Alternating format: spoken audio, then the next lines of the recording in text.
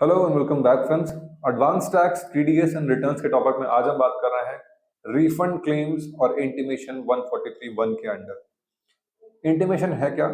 ये एक एक्नॉलेजमेंट कम असेसमेंट है जो इनकम टैक्स डिपार्टमेंट आपको भेजता है आफ्टर आपकी रिटर्न प्रोसेस हो गई है कंप्लीटली, शोइंग अगर कोई एडजस्टमेंट है, कोई टैक्स ड्यू है या फिर कोई रिफंड है। ये सीपीसी कंप्यूटराइज तरीके से, फुल्ली ऑटोमेटेड तरीके से इशू करता है to the tax payers. Timing क्या है?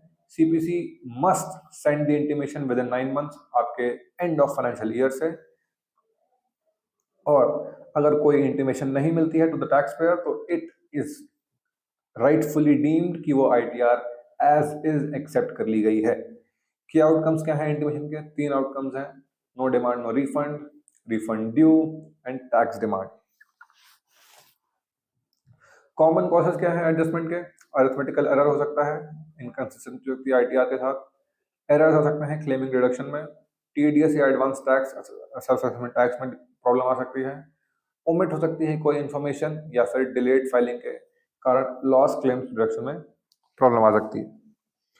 रिस्पॉन्ड कैसे करना है अगर आपको इंटीमेशन आता है? डिटेल्स चेक करेंगे, वैलिडेट करेंगे अपने पैन को, असेसमेंट ईयर को, एक्नॉलेजमेंट को और कंप्यूटेशन को। अगर कोई डिस्क्रिपेंसी नहीं मिलती है तो कोई एक्शन लेने की जरूरत नहीं है।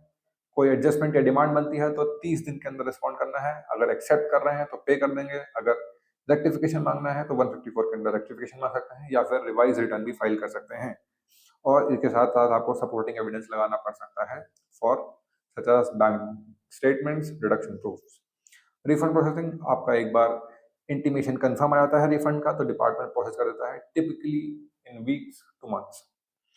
सो ये था रिफंड क्लेम्स और इंटीमेशन के बारे में। ऐसे ही और इन्फॉर्मेटिव वीडियोस के लिए हमारे साथ जुड़े रहिए on advice brain. Thank you very much.